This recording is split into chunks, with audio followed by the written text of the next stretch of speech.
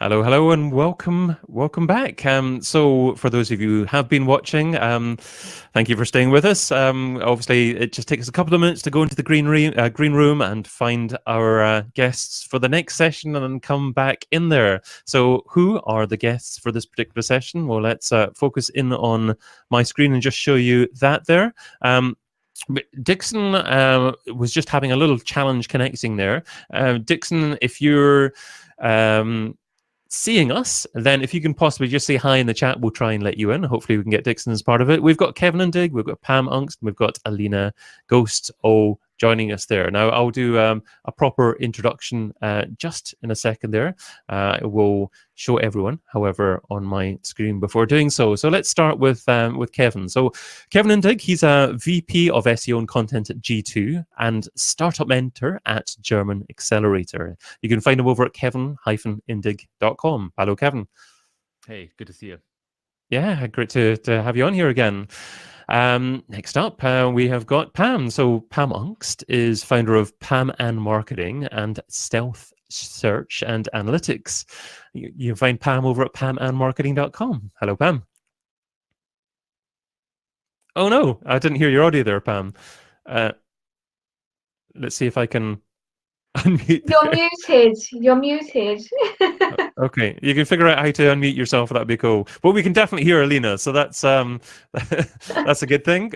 Let's go on with Alina, and then hopefully come back to Pam. So Alina Ghost, she's an SEO leader specializing in online retail, and she's also host of the SEO with Mrs. Ghost podcast. You can find her over at aghost.co.uk. Thank you y'all for joining us. Pam's still muted there. I think you're going to be reconnecting there, so I'm sure we'll see Pam again in a second. Let's stick with Alina. So what we're going to do in this particular section is looking into part one of the book marketing now, and I would love to get everyone's thoughts on what you think is the tip that resonated most with you. Now, just before I ask you that question, or I ask you those questions, I just want to add a little caveat and say, in the last chapter of the book, I list the 10 tips from the whole book that resonated most with me. And I also say those are the tips that resonated most with me. And then I remember asking a couple of other people and then them choosing completely different tips. So just because you're hearing certain tips here doesn't mean that they're the best tips. It's just the ones that happen to resonate most with you, because maybe that's what you're focusing on from a work perspective at the moment. And it's not to say anything negative about the other ones there as well. But Alina, let's start with you. What was the tip that maybe jumped out at you from the first couple of chapters there? Yeah, firstly, thank you so much for having me on. It's an absolute pleasure to be here. David, thanks so much for getting me involved. And I think I've got like the easy job of actually starting this off, because I can choose literally any tip, which is great. Obviously, I think you're absolutely right, depending on what you're working on. So like whether it's retail or for example, I'm focusing on SEO specifically, but there's so many digital marketing tips in general there that I absolutely love. But what is nice is that that first chapter is really good at starting you out thinking about not what you're going to do differently next year, but about what you have done already in order to actually do something even better with it. So, for example, I know Jono's actually joined us already on here. So one of his things was to look back on, looking back on your content is a way to forecasting that success in the future anyway. So not only are you going to be able to see what has been successful and what hasn't, but you can also understand what you might be able to gain, whether it's traffic or conversions, in the future by doing a similar sort of project, but doing it 10 times better. Absolutely. Now, I'll just focus my screen there now. Now, that was actually, I think, tip one, and by a guy called Chris Smith. And he said, start off by looking back at last year. It was funny, actually. I had a conversation with one of my editors about that particular tip, and he thought it was a bit negative about actually it's nothing positive about what is working in marketing now. And but I really quite like starting off like that, because that's what you should do. You should be reviewing what worked well from last year, and then hopefully making improvements as well as adding things onto it after that. So I'm glad that you thought it was a positive as well. So Dixon's coming on as well now. Dixon is saying in the chat, do I need to press anything else? No, you don't. However, the number of seats are maxed out in terms of the contributors. So I've obviously overfilled the slots here. So what I'll do is I think I will remove you temporarily, Alina, because you've just shared a lovely tip there, and I'll get you back again in a bit. So if you could possibly just stay there, we'll get you back on. So that's closing Alina there, and we'll get Dixon in there as well. Now he's going to come in. And in the meantime, I think we've got Pam's audio back. Hello, Pam. Hi, can you hear Yes, me we do. now? Yes, we do. Don't do Sorry, anything else. Yes. The microphone wanted to be on permamute. I don't know why. Well, that's good. We can certainly still hear you now, so that's great. So while we've got you, let's just stick with you and say, what tip resonated most with you?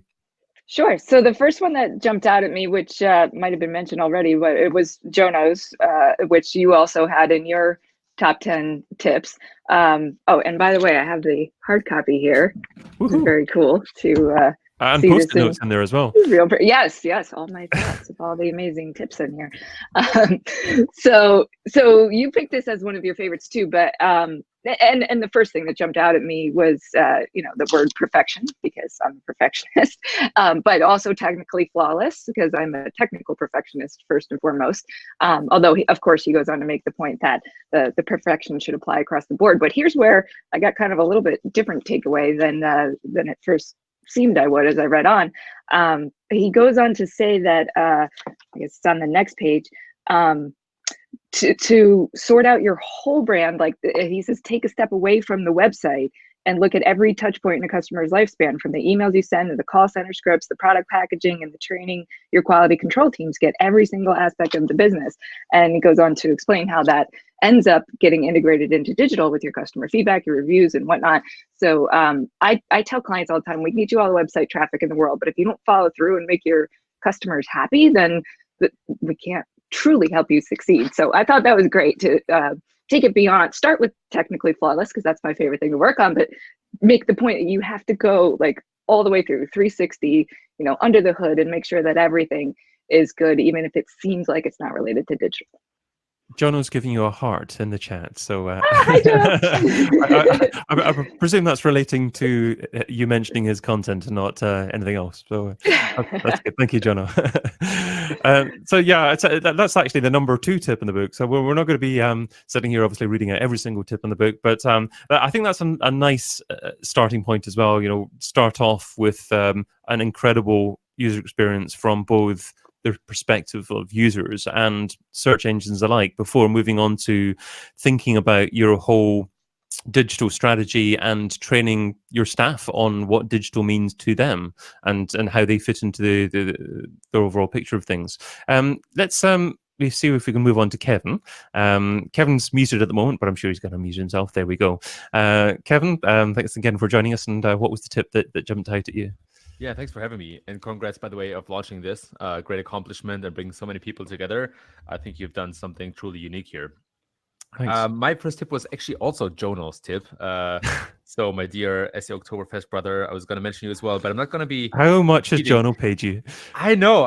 It's an incredible amount of money. So, Silicon Valley is very expensive to live in. So I need it. Anyway, no, so I'm not going to repeat Jono's tip, of course.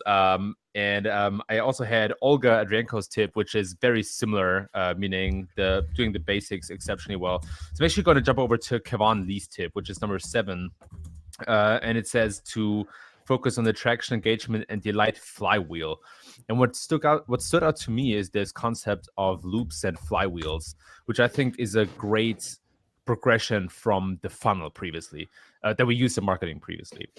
And it resonates with me because, first of all, I think nowadays customers and users have a ton of small little engagements with brands. It's not that situation anymore where you walk into a store and you see your favorite brand and you buy it right away. Nowadays, there are hundreds or sometimes hundreds of steps involved. And you can look at some of the Google user journey studies that they publish where they show how many searches people perform. And I also like it because it kind of inspires you to think of how to remove friction from these loops. Because if you think about lots of little micro interactions or micro moments that people have with your brand and with your site and with your social accounts, then the question is, how can you reduce friction for them as much as possible?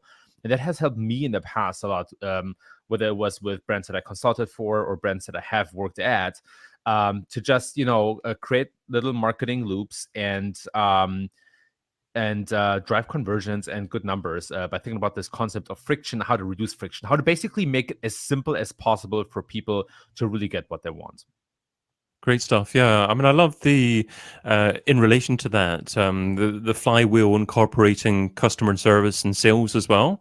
I think a lot of marketers still think of themselves as marketing departments siloed, really, and not with the whole business picture in mind. And it can be a struggle, certainly in large organizations, to communicate effectively with these other departments and really share data effectively and help each other out. But I guess that should be the aim in terms of what you're going for. I mean, Kevin, are you still facing a struggle to incorporate customer service and sales as part of your thinking, or do you think that things are much more progressive now and involving other departments? Yeah, I think it's a great question. Thanks for asking that. And the answer is yes, of course, right? I think there are only a few businesses in the world that have really figured out how to tear down the walls between product and marketing, sales and marketing, customer service and marketing, or customer success. I think we're doing a good job at G2, but of course, there's always room for improvement. Just to kind of paint the picture as, like a little bit of how we did that. So when we did our persona research, for example, and the research about what the tasks or the jobs to be done of our audience are, because we actually have lots of different audiences at G2, we worked a lot with customer success, which is you could call it customer support, on identifying what's where our audience is. What are the blogs and sites that they're visiting and reading? What do they really care about? What are the recurring problems? Actually, customer support or customer success is a treasure trove of great ideas and topics and problems that you can address in your marketing. So I think that's one example for how you can, funnel them into that flywheel or creating that marketing flywheel. But it's by no means perfect yet, and I think there's a ton of room for growth. Great stuff. I've got Monty in the chat. Good to see Monty. Monty saying, I don't think so. I think the way that companies operate actually makes us behave like that. I'm sure you're right. It's very difficult, even though you want to get that conversation flowing. There's, I guess, directors of different departments in the business, and sometimes they're thinking more of the metrics or the KPIs that they're working underneath themselves, and as long as they can achieve maybe from that more traditional perspective, then there's no real incentive to actually go in and work more effectively with other departments. But that's a massive conversation in itself to have. I'll kick you off for a second, Kevin, so we can get we can go and involve more people in the conversation there, so just bear with me for a second while we do that. In the meantime, Dixon, great to have you, Dixon. Thanks for joining us. David, what was thanks the for inviting tip me. Yeah, thanks. Yeah, what was the tip that resonated with you, sir? Well, firstly, yeah, thanks. I'm in from Zurich, so I'm glad the internet's all working lovely and it's all working as planned. But I also had the flywheel as one of my tips, but it was my number 2 tip. My first tip was number 5 in the book. Focus on the customer first, and remember to pay. Remember, people love to be helped. It's Kath Pay, who I don't know, but the tip was really good, particularly because it brought in that horrible thing that we all don't seem to like, which is GDPR. And I think that if we stop blaming GDPR for, for our inability to track anything, and get behind the principle of GDPR, I think it can be a real marketing friend. And having started setting up a new business again, as Kevin will know, being able to build it with GDPR from the ground up has been really interesting, because we don't start tracking anybody, we don't track an IP address until they've actually signed up and engaged with the product. And that means I can use tools to start engaging with people only when they've wanted to engage with me. And that means that I'm not spreading the marketing message to a whole load of people that don't understand the message. And that means you can get to the core people first, and the ones that actually want to hear about it, not the ones you think should hear about it. And those people can then, you can help those people become your advocates, and they are also the ones that are going to tell you what's bad about the product, and actually, focusing on the customer first. If you've got the right customer, I think is really interesting, and GDPR helps that, come back, because you're only talking with people that want to have a discussion with you. And that's what I found very, very useful. So you're saying, Dixon, that GDPR has been nothing but positive for the way that you do marketing now? Well, look, I'm saying that there's two ways to look at GDPR. The first is, oh my God, I can't track anything. The second thing is, you shouldn't be tracking anything until they've given a signal that they want to be, engaged with your brand. Otherwise, you're just going to spam them. So you can use it to your advantage, is basically what I'm saying. Yeah. It's a great way of thinking. I think a lot of marketers may be stuck in the mindset of maybe not spamming, but just trying to send everything to everyone is lost in. And the ones that the brands that seem to be doing the best don't seem to be, advertising at you left, right, and center. They seem to just get it. The big brands that are doing very, very well don't necessarily seem to be talking to you every single minute of every single day.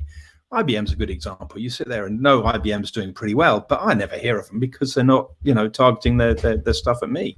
So I think that if we get GDPR, the principles of opting in right, then that forces us to focus on our customer first, and that can be a real bonus, and it helps us build the flywheel, which was my number 2 point, because you can't build a flywheel if your core is not going to be advocates for your business, and if you're talking to the wrong people in the first place, then you won't get the flywheel going. Yeah, so if you're seeing a brand's marketing over and over and it's just annoying you, then essentially they're doing bad marketing. Yeah, and I'm probably going to do that as well, but I try not to. Absolutely, I'm not sure not. Alina, thanks for coming back on there. So Alina, what's your second tip that jumped out for you?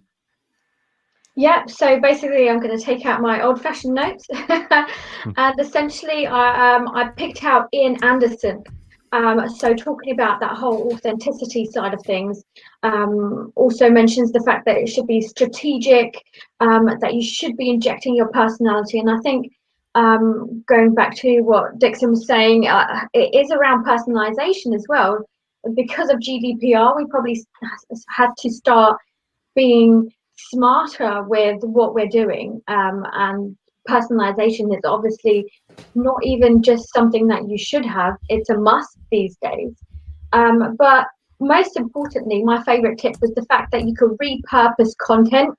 So for example, create videos, but then as you are doing, create a book out of that, and then a live stream. So it's repurposing content that you have for your business, so from social media to other channels as well.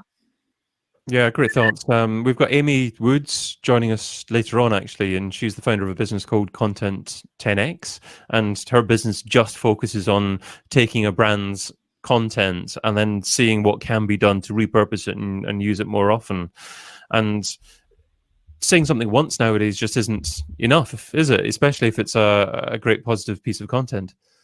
Definitely, and like if you're spending so much money on a particular project or campaign anyway, why not make use of it throughout all of your channels anyway? So obviously host your own podcast, SEO with Mrs. Ghost. Great podcast it is too. Do you actually do you take clips from that? Do you share it elsewhere? Do you take quotes from it? Do you do some content repurposing there? Yeah, exactly. So I definitely pick out quotes, which I really enjoy. I also have an email that's sent out every week to make sure that it's like the highlights of that episode that are going live. But something that I do is going back to what you mentioned in your first session around actually having the transcript. And that was because essentially paying somebody or an automation to do a transcript of the podcast. Obviously, it's not always ideal and you can't always understand what somebody might be saying. So essentially, I would do that manually. And I found that I could actually use that content then, whether it's social media, whether it's email, to repurpose it as much as I can.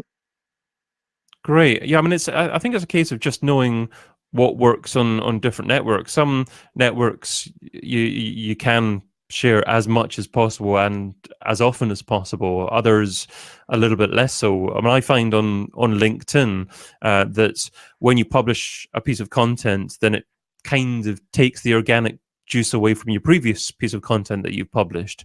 So you're not really going to want to publish multiple pieces of content in a day on LinkedIn. At least I've found that personally. I see Pam nodding away there. Is that something that you've found as well, Pam? Yes. Pardon me while I unmute. Yes, definitely. And same with Facebook, especially so with Facebook. Well, Facebook pages don't get much exposure anymore. So when it comes to personal branding and posting things on a personal profile that I want to make sure my business friends see, I absolutely cannot post more than one thing a day. Or actually, it seems like they last for like 2 or 3 days now. And so I really got to space it apart to make sure everyone sees it before I replace it with the next. Are you still posting on Facebook pages? Rarely, unless it's something I'm going to boost. For the 3 people that are going to see it, those 3 people are my Facebook friends anyway. So I just posted on my personal profile.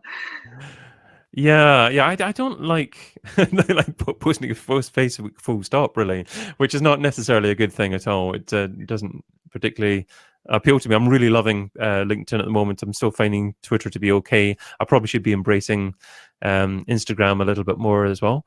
But we've got our guests interacting in the chat as well as interacting on screen, which is always a great thing. Kevin, we'll get Kevin back on. Kevin says, as long as you keep on shipping good products, I'm happy to be annoyed. Natasha, thanks for being involved, Natasha. Natasha's saying, loving this discussion. Thanks, Dixon. Seems some overly exuberant brands retargeting me in the lead up to Christmas.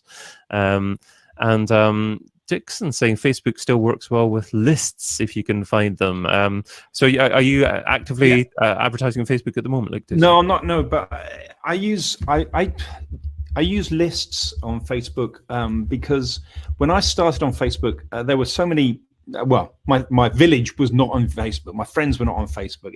I'm an old man and I've been around a long time. And I'm sure Mark Zuckerberg was still in nappies when I started using Facebook. So I kind of started by just talking to everybody, and everybody was in the industry. And then my friends started getting on, and I realized that you can't just always, put a post out.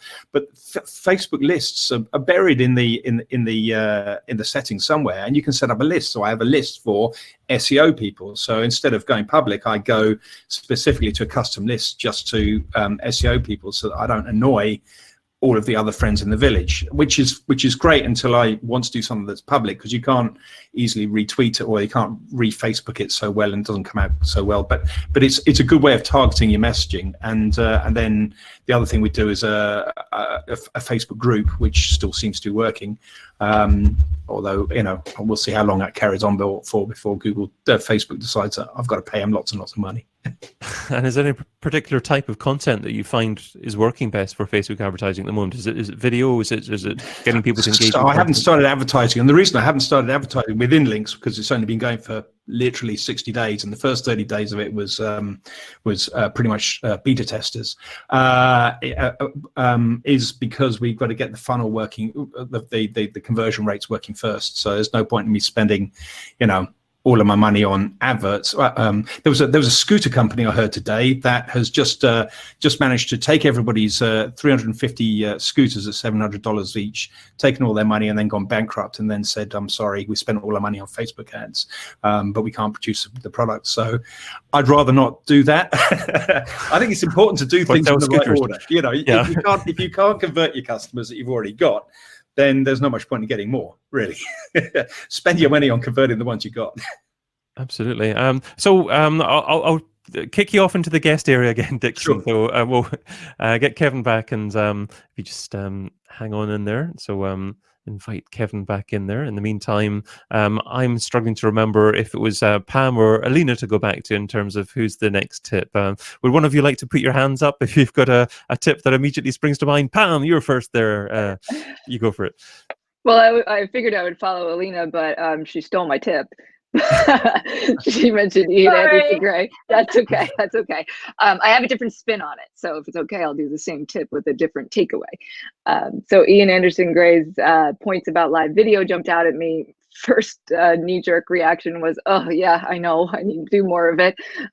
But then the point that really resonated with me, that I struggle with so much, is the embrace the imperfections. I have what I often refer to as debilitating perfectionism, which is kind of funny to say, but it's true. It's paralysis by analysis, trying to, working on something too long, trying to perfect it, especially when it comes to video.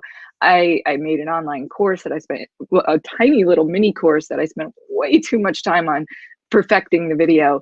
And today's a good example of just, if you embrace the imperfections and, like when you struggle to unmute yourself, even though you clearly know how to unmute yourself and it's just not working, that, it becomes a running joke for the rest of the thing. And then people see your humanity. And that was another point in here, to inject some of your own humanity. And I do have off camera, I have a great ability to just laugh at myself when I mess up.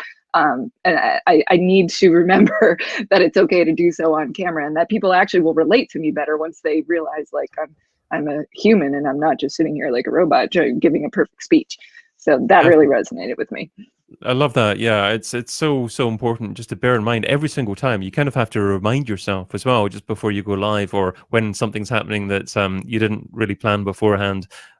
How important is it really? We're all grains of sand in the universe, and it's really, really so unimportant in the whole grand scheme of things. We just have to laugh it off. I see Kevin nodding away there, and does that mean that you've experienced some live streaming challenges? Of course. And it'll come back as well. I mean, I don't know anybody who does more live streaming than you, David, and I'm sure you've encountered plenty of issues, and sometimes it's just not your fault. Sometimes shit just breaks. So you just gotta embrace it, laugh at it, and then cry when nobody's watching. Definitely. And I was, or I am as well, a bit of a perfectionist as well, quite like Pam. And I think one of the ways that I've tried to get around that is I've scheduled people to interview, because when you schedule events like this and you schedule people to interview as part of a podcast series, you're kind of committing to do it. But if you say to yourself, okay, I'm going to record this content myself, then you can find reasons not to do it, or reasons why it's not quite good enough to publish as well. So that's one of the reasons why I do the crazy things that I do. To challenge yourself. Yes, yeah, to challenge myself, to make it interesting. I think that it's always good to move on to the next level as well. I wouldn't necessarily recommend that anyone starts with an 8-hour live stream, but it's good to challenge yourself in different incremental steps as you move along in the pursuit of great content marketing. I know you've also done longer live streams. I think over Christmas you do these crazy 12 or 24-hour live streams. Well, I mean, this is 8 hours, so this is one of the longest. Yes, it's going to be 8 hours in total. Obviously, you guys are just on for an hour, but there's other groups coming on after that as well. So I wouldn't say this is insignificant. Of course. I was just curious. Which one do you find to be the most challenging, or which one do you find to be the most gratifying? I really like. I mean, this is great as well because it's more of an open conversation. It's quite informal, and you can go in different directions, and I think that's got positives as well. I like the ones also where I get people on, and they only come on for 3 minutes, and they give their one piece of actionable advice. And obviously that's the one that I did as the initial content production that was made into the book. So that's a good one to do. But I also like people interviewing people on a one basis for podcasts as well. I think the thing is now is you've got to think more about where your piece of content fits into your mix and how it's going to augment your other marketing activities. I think that 5 years ago or 4 years ago, it was a lot easier to get more people engaging with your content because there was probably less content out there. So that goes for written content as well as live streams as well. There are so many options for people out there as well. So I think the challenge now is not so much how do you put on the content. It's more about, where the content fits in to your overall mix and how you're going to promote the content.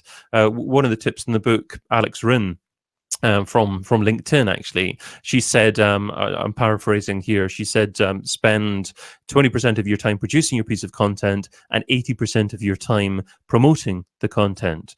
And that's an incredible mindset to have. But the funny thing is that's probably how things used to be done by advertisers out there, and certainly in terms of budget, people produce content, but they spent a lot more money on the promotion of that piece of content than they did in the production of the content. And I think we've been, as digital marketers, very lucky over the last 10, 15 years. We've been given mediums such as SEO to begin with, that it was so easy to drive a lot of free traffic, and then live streaming, where it was so easy to drive a lot of engagement. We've come to think actually it's normal to be able to get a lot of free eyeballs, and we haven't really bothered to think about things like conversion rates and targeting the right customers because of the free traffic that's been available to us. However, I think that's changing, and it's going to become more challenging for us. So we have to be more thoughtful with the content that we produce. Sorry, that was a bit of a ranty answer to your question there. No, I wanted to hear the ranty answer. I hope it's okay if I turn this around a little bit into an interview with you.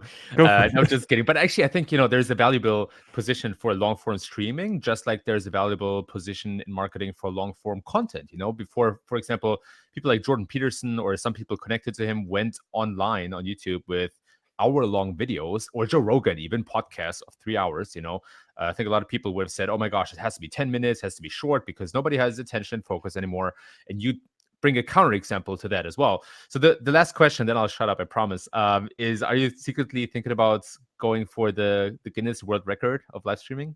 What's the record? I don't know. I know that people have done it for 24 hours before. I think I have to think of the intention behind doing it. I wouldn't do it just for the sake of doing 24 hours live. I think if it produces additional value, then why not? I could do it, but I'm not going to do it just for the sake of it.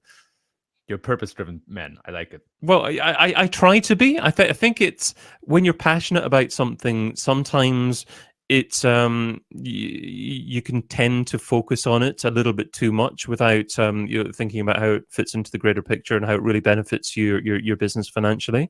And that I've got to be a little bit careful about that, because I really enjoy podcasting and producing webinars and live streams. But yeah, I think the new year 2020, it's more focused. But this launch of this book is partly that as well. I mean, I'm doing a lot of things with intention. At the end of each part of the book, I've got a call to action saying, okay, after this segment, part 1, go to davidbain.com/marketing now and opt in to get the workshop that relates to that part of the book. Now, these workshops are being recorded as part of these live stream sessions. So there's multiple purposes to producing this live stream, and there's added value there as well. So if people finish a section of the book and then want to see exactly how other people have gone about implementing the book, or other examples out there on how other people have gone about doing so, then they can see that through the workshop video. And then, of course, I'm building my list by doing that as well. And there are other things that I intend to do in the future of that, in the back end of that as well. So hopefully, I'm a little bit more thoughtful in terms of why I'm doing things than I used to be. Seems like it. Thank you. So, okay, let's go back to you, Kevin, actually, and ask you about another tip. Yeah, sorry for taking up so much time from everyone. So go for it. Yeah, you share another tip that's from this first part of the book. Of course, I'll make it super quick. So this next tip is number 9 from Louise Robertson. Get to know your customers' challenges. And I like it because it's simple and elegant, and it has helped me to uncover a lot of topics that my audience or our audiences are really interested in. And so what we've actually done is we have created a pain point map. So what are all the different challenges that people are dealing with? So again, we're at G2, we're a marketplace for B2B software. That's super broad because there's B2B software for everything. So we really had to think about who buys our software and what are the challenges that they're dealing with. And it can be different things that are not even related to software. It can be things like getting a promotion or getting the title that they want or building a team or dealing with HR problems, right? That are not super tied to B2B software, but that are in our audience's minds. And so just by focusing on their challenges and also challenges that they might encounter on our site, on our conversion checkout, and all these kind of touch points, we were able to get our priorities right and uncover a lot of challenges and problems that we otherwise wouldn't have thought of. Jono is saying in the chat, "Oh, I love a pain point map. That's your content strategy sorted." So how do you actually decide that they're definitely the pain points of your customers? Do you actually ask them? Do you have focus groups? Do you have pop-up forms on your website? What's the best way to do that? Yes, I think there's a lot of direct contact that goes into this. Surveys. I think there's a way to quantify this, right? Like you can use stuff like user signals, bounce rates, time on page to get some sort of an idea of what your people or your audience is like or not. But I think the real gold comes from surveys and conversations just with your customers. And that's why I think, it makes so much sense to, for example, include customer success or support and talk to those people who have regular touch point with your customers. And then plant that idea in their heads to ask about pain points and problems. And to be honest, I think those topics come up in customer conversations anyway when you're a customer success person. I'm lucky to sit right next to customer success, so sometimes I involuntarily have to listen to these conversations, and it very quickly goes into struggles that people face. And I wish, of course, with the agreement of the customer, that we would record more of these conversations and listen into them. Actually, one thing that I do with a lot of startups is I listen on their sales calls or I get recordings from sales calls and just listen to how salespeople are approaching the customer and what the customer is really facing in terms of challenges. And I see the chat going on here right now. Don't know. But yeah, I think, again, there's a lot to be gained from that. And the most gold comes from conversations that you have directly with your customers and ask them plan out. What are the challenges they're facing? What are your goals right now? Because goals and challenges are often very connected. And then trying to put that down in a sorted and clear way. Great. Yeah. Dixon calling Jono a masochist. Yeah, Kevin, thanks so much for that. There's so much value there. I'd like to also get Dixon back on there as well. So we'll say goodbye to you just now. Can you just remind the viewer where they can get in touch with you? Yes, of course, absolutely. So best way to get in touch with me is on kevin-indig.com, or as you said, kevin-indig.com. I like that even more. Or just Google my name, Kevin Indig. I put stuff out on Twitter and LinkedIn as well. Oh, it's great. It's so hard to get your own domain. I'm so happy. It took me 15 years to get davidbain.com, but I finally got it. So I'm going to do a lot with that. Okay, right. Thanks again, Kevin. Great to have you. Thank you too. Okay, so we will invite Dixon back on again to say hello. And shall we go back to Alina in the meantime? Alina, thanks for sticking around there. Is there anything else that from the first section of the book there, from part 1 of the book there, that jumped out at you as something that actually I should be thinking about that as part of my marketing strategy over the next year? Yeah, I think the one that I wanted to mention was the fact one by Ariane Donahue. Like, I'm a big fan of hers. I think she's awesome.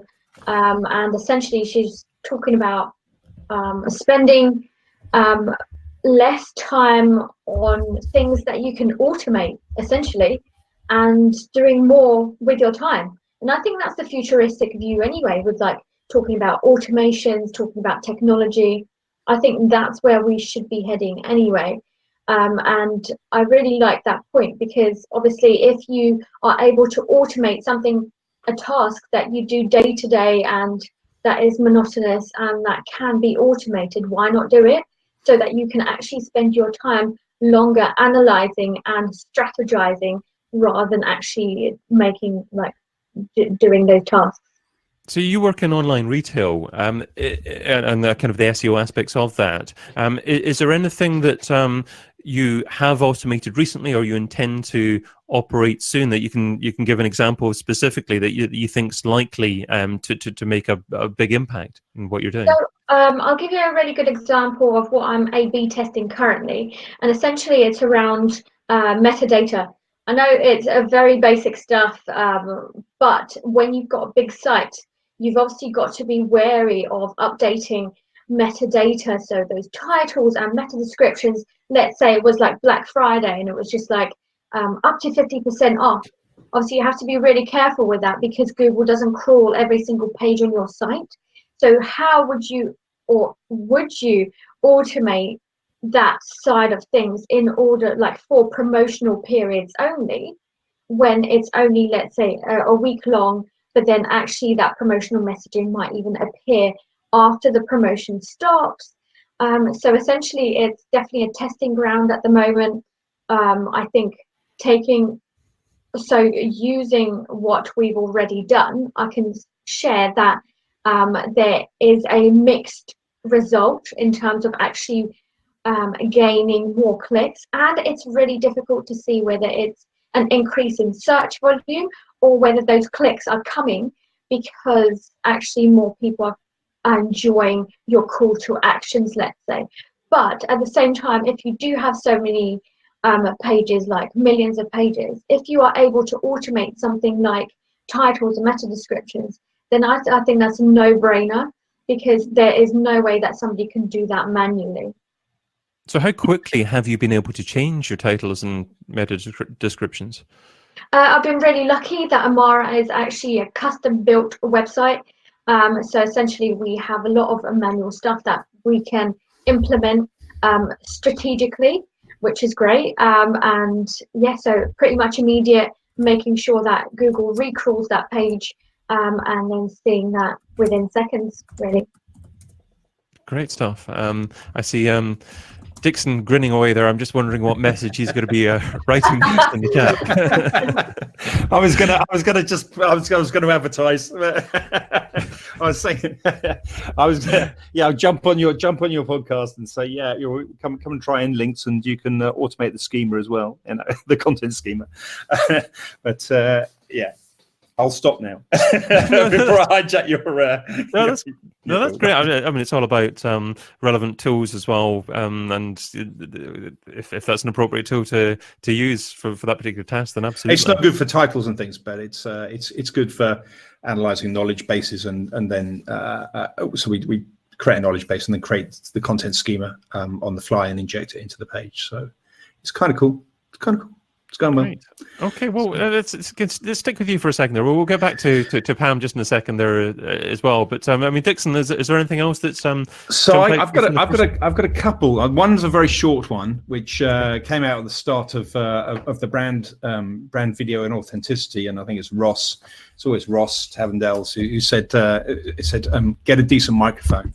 So here's my microphone. I've brought this all the way to Switzerland in my bag, so that I don't get stung by David Bain for not having a decent microphone. But I do think that the sound on podcasts and things is much more important than the visuals on the whole. I think that's looking at me, then yes, I have to think that. But the sound is really vital. But I think as well, in the moving on from the tech and automation part that Alina was saying, I think that important thing with the tech and automation, in the chapter, I didn't see one that I thought really should stand out, and that was that nowadays we can one-to-one. It was moving on from the GDPR idea. Automation can sort of talk one-to-one much better than it could before. So whereas I can still email all my customers, but I'm enjoying talking to them on the website, or allowing them to talk to me on the website. And if I'm not at the computer, it pops up on my phone and I can get back to them pretty quick. And then if they've gone, then it emails through to them. So it's a much more one-to-one relationship, and it's still automating some stuff, but I find that that's a very, very useful automation tool. And I think the tech and automation section of the book was really interesting, but also interesting in that it seems that there's probably a lot more that could be said about that particular thing. You could probably do another book on tech and automation in marketing, in how to get it right and how not to get it wrong. Yeah. Marketing now in action. Well, maybe. Marketing now, automatic. Yeah. No, but I love what you're saying there about the one-to-one communication there. I think a lot of digital marketers have been stuck for a while on maybe hiding a little bit behind their computers and treating everyone the same. And if you do things to surprise and delight customers, then they're going to take notice, and they're going to become your advocates quite quickly as well. And you have to start to do things, or think about doing things like that to rise head and shoulders above the competition. Yeah, I think so. And you had the whole section on the brand video and authenticity, and not many of us have we've not come up with a lot of the things out of those sections. But that whole idea of when you're doing video marketing, remember that you're actually talking to your customer. You're not talking to the microphone, to the camera. You've got a person at the other end. That was an interesting thing to get your head around, that it's not about just trying to make something special for the camera. It's about trying to communicate something through, and that authenticity to get through to the guys at the other end. So have you taken the time, Dixon, to quite closely define? I'm rubbish at it. I'm not very good at it. I've done some terrible videos recently, but I have done some live ones on instructions from the book, to try and get myself better, because that's what you can do, really. Everyone's got to start somewhere, and I'm not really built for live video casting, but if I can make it better every time, then but then if the content is good, then you can get away with a lot of mistakes. Pam, are you trying to bring more one-to-one customer engagement into what you're doing? Yes. Piggybacking off of the comment about, I know I need to do more live video. That's one thing I know I have to do more of, because my audience engages with me the most on Facebook. And so it's just all too easy, and I'm just not doing it enough to just pop on Facebook Live and be like, hey, does anyone have any questions today I can help you with? Or there's this bit of new SEO news that came out, and start a conversation. And when I've done that in the past, the response has been incredible. I just simply need to get in the habit of doing it more often, and letting go of that debilitating perfectionism that keeps me from doing it more often.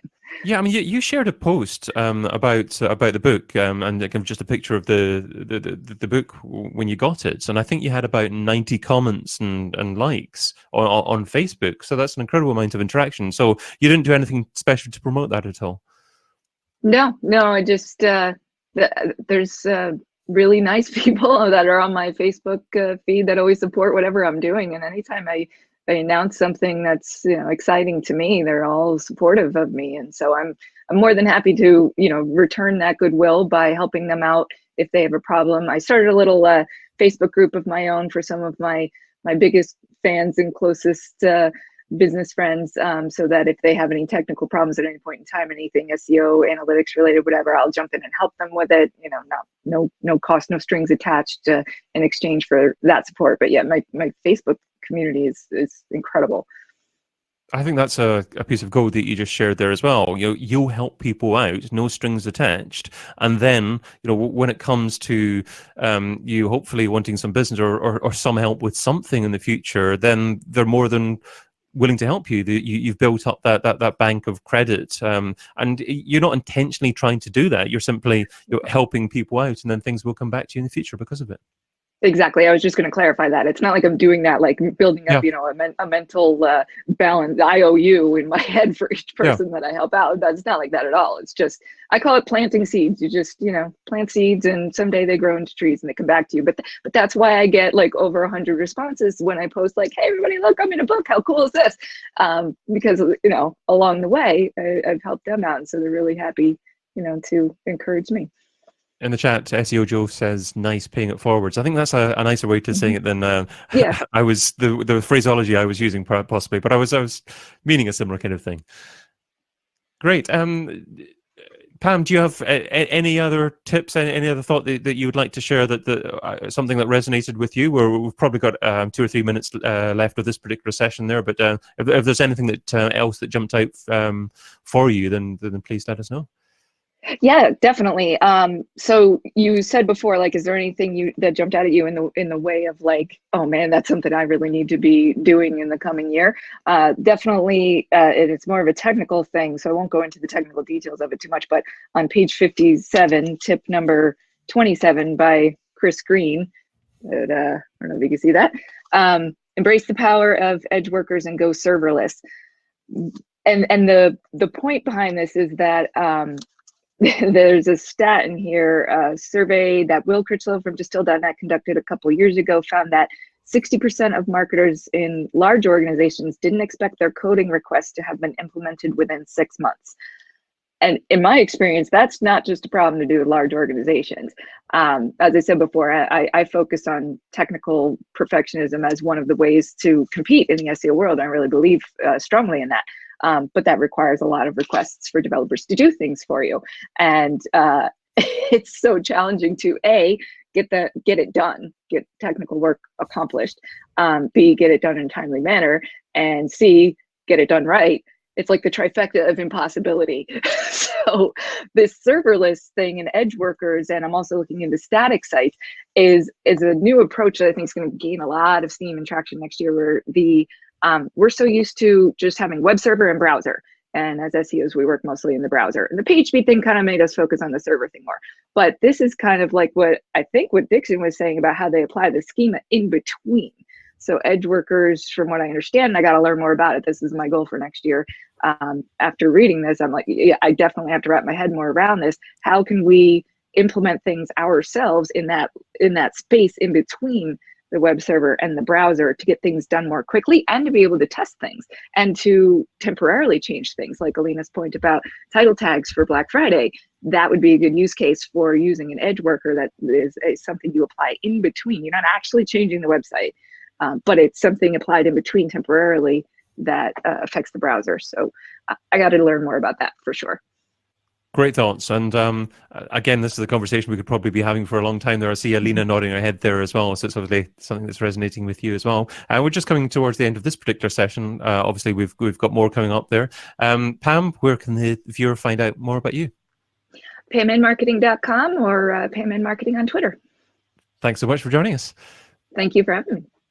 And Alina, thanks for coming along as well. Where can the... No, thanks so much for having me on. Really been a pleasure. Thanks for listening, everybody. You can find me on Twitter using @Mrs. Alina Ghost. Superb stuff. Thanks again, Alina. And Dixon, where can the viewer find out more about you? So if you want to know about the injection stuff, then it's inlinks.net is the new business that we're setting up, and it's please join me there. Or I'm also doing my first venture into live webcasting next week with Dwayne Forrester, Mel Carson, and Nicholas Stott, and we're going to be talking about our own sort of ideas for 2020. And I think it's a good group because they're all sort of Microsoft and Yahoo X people, so they've got this perspective that we don't all have. And if you want to find out about that, go to dixonjones.com/blog, and it's the most recent article on there. Superb stuff. Well, thanks again, everyone. I'm going to go away into the green room for the next section now. So just to let you know, you will stay here. I'm talking to Pam, Dixon, and Alina, unless you leave. So you will actually still be live to the audience, and unless you leave. And I will be back just in a couple of minutes with the next guest. So please bear with me for a couple of minutes. Stay exactly where you are, and I'll be back with you. Bye bye for now.